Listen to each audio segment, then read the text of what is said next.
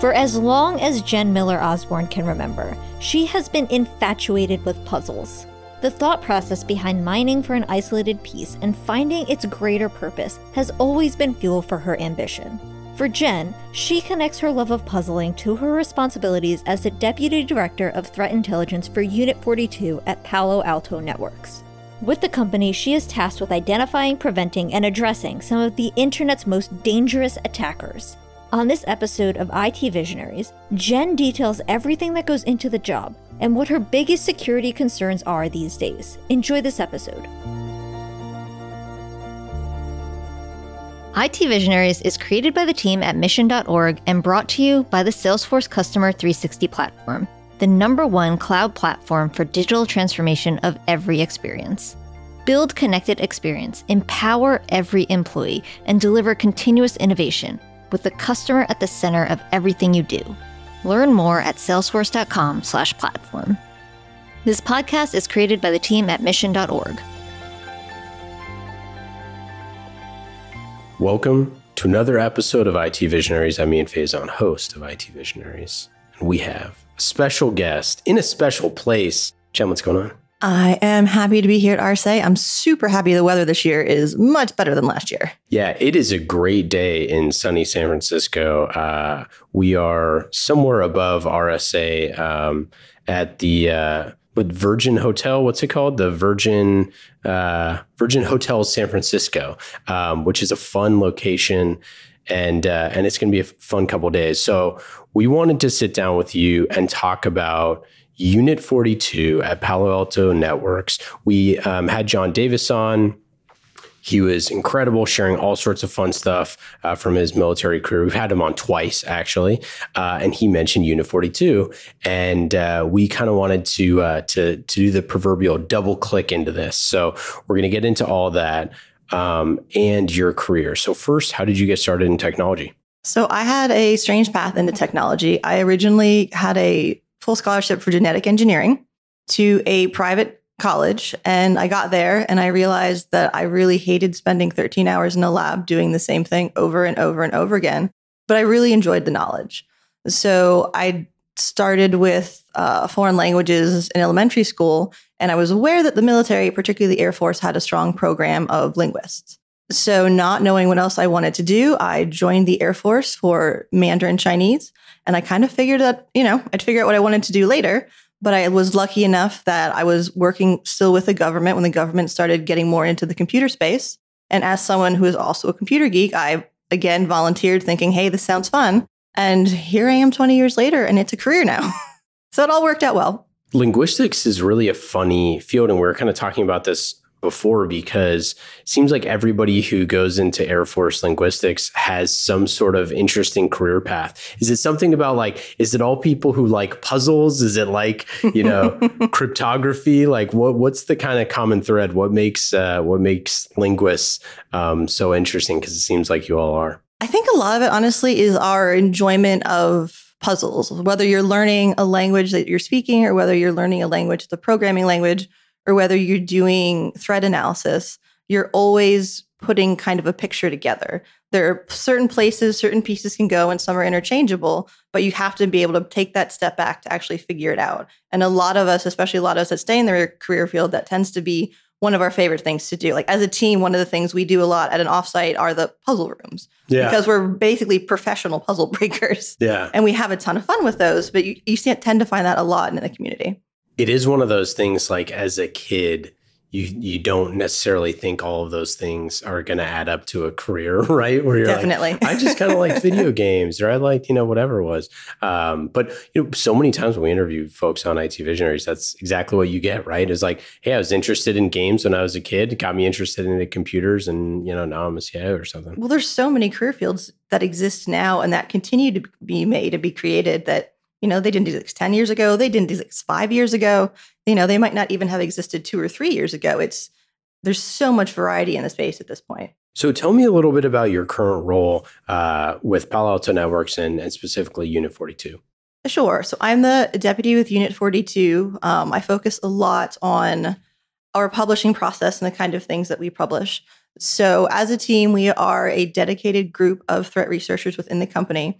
And our focus is all attacks, basically. We'll look at everything from botnets to things that are typically espionage attributed to criminal activity. So we kind of run the gamut in the things that we focus on. One of our goals is to always be publishing unique new threat intel. So we focus on things that are current and actionable. And our goal in publishing them publicly is to not only make all of our customers aware of what the attack landscape looks like and what's going on currently, and to let them know they're protected, but also so that we share that data as widely as possible. So with competitors, with anyone that has access to the internet, because we want people to be able to access that data to have an understanding of what their kind of threat posture actually looks like for them as a company, for them as an individual, kind of run the whole line. Why is it called Unit 42? So there's a funny story behind this. When we were originally forming the team, my boss and grand boss at the time saying Palo Alto Networks Threat Intelligence Team is difficult. Sure. Especially if you start to say it repeatedly. And a number of us have military backgrounds, and it also does not lend itself well to an acronym. Yep. So at that point, we really wanted something that would be easier to say and be a little more fun and more catchy. Exactly. It doesn't work. A number of us are sci-fi geeks, which is also common kind of in the field. And the joke became the 42 comes from Douglas Adams' Hitchhiker's Guide to the Galaxy. Oh. And the number is the answer to the ultimate question. So it's supposed to be the answer to life, the universe, and everything. So this became kind of a fun name for a threat research team, right? Because our goal is to answer questions. And the unit became more of a reference to the military background that a lot of us had. And then it just kind of stuck. I used to poke at my boss all the time, saying it was a bit of a lofty goal, saying, naming us after the answer to everything. But this sets the bar high. It's good. That's so fun. I didn't know that.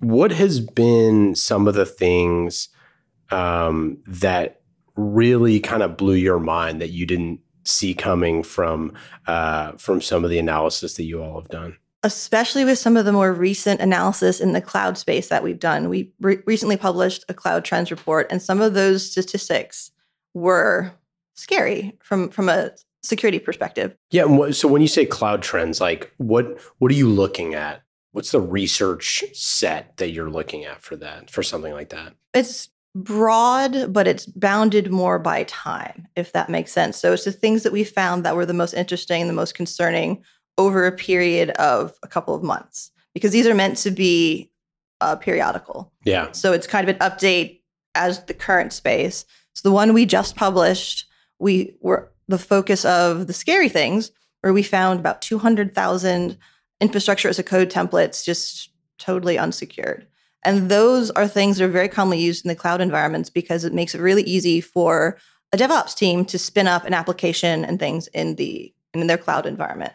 The problem is there's not a lot of security built into that initial rollout. So what the teams need to do afterwards is do kind of the security due diligence, make sure things are patched, make sure things aren't open to the internet. But we're seeing that message not necessarily getting across. People are assuming too much on the side of the cloud provider, and they're forgetting that they're also responsible for some part of security. That's interesting. And I think it's one of the things we talked about with John, if I remember correctly, is like, where does the job of the cloud provider, end Exactly. and you begin? So when you were looking at this, were you looking at all businesses? Were you looking at nation states? Were you looking at like enterprise companies? Like what was the mix of? This was basically just using Shodan to scan all cloud globally to see what we could find.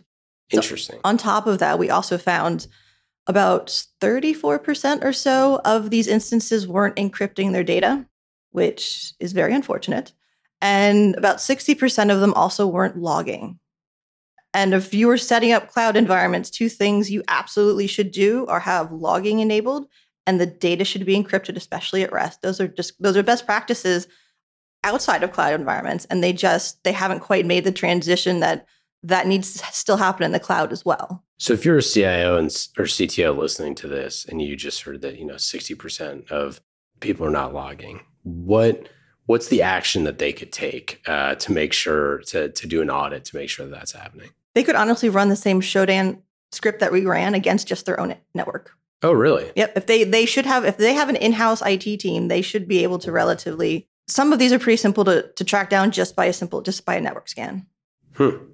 Interesting. If they don't have that kind of team, then they should talk to their cloud provider or, whoever their service company is, like whether they're Palo Alto Networks customers or not. If they have devices that are intended to also protect their cloud instances, they should contact them as well. That's really fascinating. That's so interesting that it's kind of like a snapshot in time when you're looking at these things. It makes so much sense, obviously, now that you say that, but I kind of always thought that it was like broader term, like long period of time, kind of like looks at certain like large scale trends that would be interesting. But you're totally right that it's like that specific moment in time, it's like, someone's security or the world's security posture changes. I don't know, whatever. I mean, literally every second. Yes. So doing something that was from 4 years ago might be relevant for in certain ways, but the anecdotal nature of it, but it's not going to tell you much about the environment today. Sometimes it can be surprising. We actually published recently on a vulnerability that we initially saw used last year. And we came across some threat actors using it again. And just out of curiosity, one of our malware reversers ran a scan to see how many vulnerable servers he could find on the internet. And we ended up coming up with over 20,000. Whoa. And it's for an older vulnerability, which had been documented as being exploited. So what we did, and this is the first time we've done this ever. This is our biggest ever outreach. What we did is we broke them out by country, and we reached out to for every country cert to let them know these sites were vulnerable to this particular vulnerability, in a large part because some of them had like .gov in some ways in the URL, which was concerning. Yeah. And we've gotten a lot of good feedback from that so far. We've definitely had people respond that they're taking action on it and they've contacted them. We're about to run a scan again this week, actually, just to see how much of an effect that had overall. But it took a lot of effort, but we notified, I think, 156 different countries. Certs. Wow. Yep. And some of them definitely, and we did get responses. So that was great to see. Wow. It's got to feel good. That's a big reason why we publish our threat research publicly, is because we want it to be as broadly useful and help as many people as possible. We've taken that data and how you use it in protections. That's what we view as the quote unquote secret sauce. The knowledge of it itself isn't what will keep you safe. It's understanding and then being able to apply defenses against it. So you have a Master of Science in Information Technology, right? Yes. So how have you seen IT kind of change with security over the past, handful of years? Because it seems like, in all the conversations that we have on this show, everything is changing. The role of the CIO is changing. The role of IT is changing. The role of security and how that's done is changing. From that perspective, from the schoolhouse kind of perspective to now, how do you see some of those changes happening? It has changed tremendously. The traditional IT of yore, where it's, a sysadmin sitting somewhere and you're only putting in tickets, that used to be IT. That was the scope of the field. We're more kind of sysadmins, managers, network managers, that kind of thing. And, within the past 10 years, it went from that being what with quote unquote IT to this massive field of people that were now defense and protection and all of the other devices and things that go into that. You had red team and blue team starting up to understand attacking networks. You have people doing threat intel research and putting together those bigger pictures of, who is doing this and why are they doing this and how are they doing this? And you go back 10, 20 years and none of those things existed. And now you have people that focus on cloud. Again, that didn't exist as a thing. And you have specialists in different areas there. And that's only going to continue. I think one of the things that people in tech tend to both love and hate about it is the constant change. Yeah. Because you're constantly forced to be learning new things and moving in different directions. Yeah. Do you think like some of the research and the things that you're doing now are kind of like enlightening where focuses should be looking? How forward looking is your team at trying to see what's on the next horizon? We don't look at things from a predictive component. Mm-hmm. In some cases we can, just because we'll have been watching a set of activities, so we can reasonably make the assumption that they'll follow along with some of the same patterns. But that's also the kind of thing that can get you in trouble as an analyst, because you always have to be able to view the activity with fresh eyes to make sure it is the same group. It's not a group doing a false flag kind of operation, because one of the downsides, or quote unquote downsides, to publishing threat intel publicly is that it makes it easier for attackers to kind of adapt some of those tactics or sort of try to pretend they're someone that they're not. So confirmation bias is something we as researchers have to be very, very careful with. You're very careful with saying researchers. And the way that you look at research and findings is very specific. Mm-hmm. For like CIOs and CTOs and people out there that don't have researchers, that don't have a research team, or maybe they have some capacity, but maybe it's not as robust as the great Unit 42. How do you think that other folks can go about doing research that's helpful for their business if they don't have, kind of the bandwidth necessarily? That is where I would expect they would hire a company, honestly, whether it's a good point. Us or a competitor, to provide that kind of feedback and understanding of what their threat landscape looks like based on, their vertical and their location and kind of their operations. Because realistically, it's the only kind of place you're going to get that kind of translation. We try when we publish things to up-level the language so that it makes it more available to people that aren't threat researchers reading it, because, we would like other people to understand it, not just the technical people. So we do make an effort to try to have our blogs also accessible, because we agree that's a big component of actually effectively sharing research, is making it as widely digestible as possible. Publishing just for other researchers isn't our primary goal. And I'm curious, how for you and your career in being a researcher, there's probably, listeners out there that love research, that love doing, that would love to do more of it.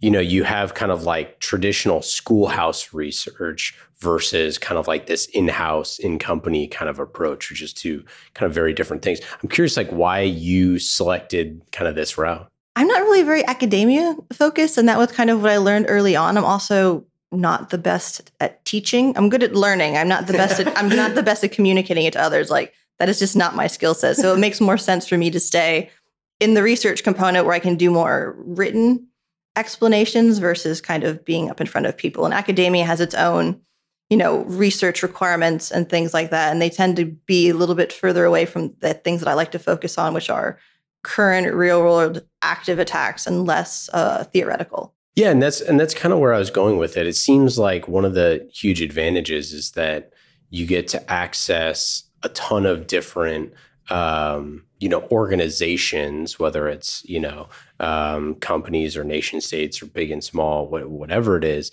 And it seems like there's just such an advantage to be able to look at all of those different things and kind of look holistically, rather than kind of like you said, from a theoretical standpoint. At the end of the day, the rubber meets the road with a gal or a dude that are, out there that have to figure out the strategy for securing, their cloud environment. Exactly. It's a person whose job it is, Exactly. It's not a theory, right? And so it seems like empowering those people to be able to make decisions is critical, in real time. Yes, exactly.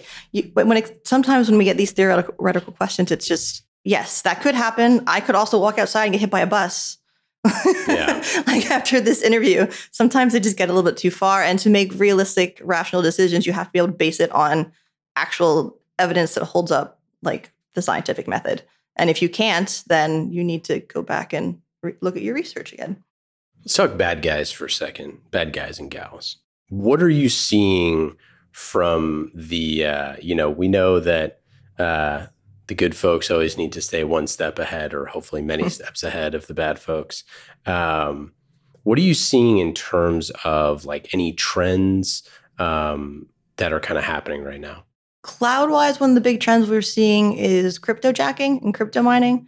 Most of the malicious activity we're seeing directly as cloud instances is specifically just to mine usually Monero, which is interesting. We did find the first ever worm, we called it Graboid, that was doing that with cloud environments. Great name. Earlier in the year. And that was all it was for. It was just to spread itself around, just to mine Monero.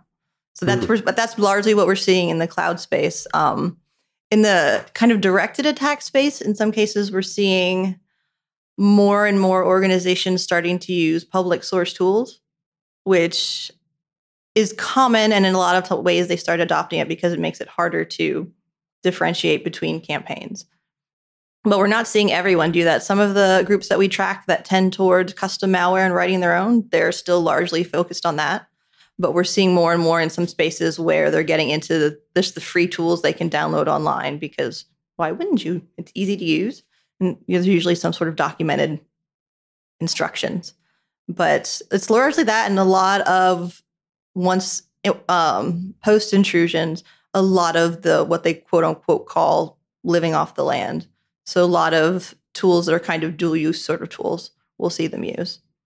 But as protections are getting a lot better, it's also becoming easier and easier to detect those, because we have, things on the endpoint, things that are logging, and things that are looking for those behaviors that these tools typically do, like when they're trying to authenticate to a bunch of resources that they necessarily don't have access to, or, they're trying to log into a bunch of different things, or do run something like Mimikatz to download passwords.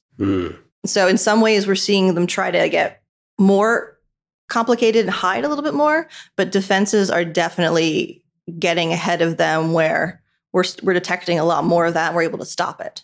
I want to talk tools and playbooks that you created at Unit 42 for a second. I'm just curious, for our listeners who have never checked it out, we'll link it up in the show notes.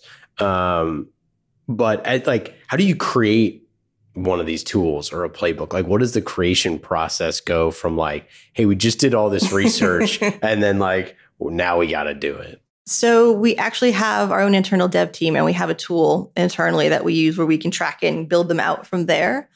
It's based against the MITRE attack framework, which has become more and more of an industry standard. And we also have a Stix2 feed from it as well. But the outgrowth was, so blogs are great, but especially if I'm not the threat analyst, what does that mean for my security posture? What did the actors actually do? What would I have needed to be able to see or detect in my security appliances to stop that attack? So that's where the playbooks have come in, where we're highlighting this was the initial spear phishing. This is the malware that was dropped. This is what the C2 looks like. So those network kind of artifacts where people could actually go back and search for them. And that way it doesn't require an analyst reading through our blog, picking those individual data pieces out, because they're there. But now we've laid them out across the attack lifecycle, exactly what it was and the technical components to it. So it's meant to help people better be able to map their defenses. And it's also one of our long-term projects is to be able to better understand where most of the overlaps are. So spear phishing is a great example, because almost everyone uses that. So that's something you really need to make sure you focus on protections against, because every motivated criminal, for any reason, they all use spear phishing. You start to say a lot of people use Mimikatz or some of those other tools versus custom. It can give you a way of prioritizing, especially when budgets can be tight, across the groups that are likely to target us or that we know target us. Here are the primary ways they do things. So those are the ones that you would prioritize detecting, because they do them almost all of the time, instead of putting a ton of money and effort into the one-off you saw once that they never do again. So it's both to be able to answer those questions, would I be protected? And then to be able to make those security decisions, where should I focus my money and time? Where would it be best used? Who are the types of people that are looking, is it a mix of, junior associate level folks all the way up to C-level executives? Who are the people that kind of find and leverage these playbooks? Is it a team? The playbooks tend to be people that have threat intelligence teams or that have some more developed postures. There are, especially when the CIOs or CISOs are more technical, they tend to find them useful as well, because it helps them inform where they might have gaps or things to look at. There is consumable and usable, and we've been able to figure out how to make them.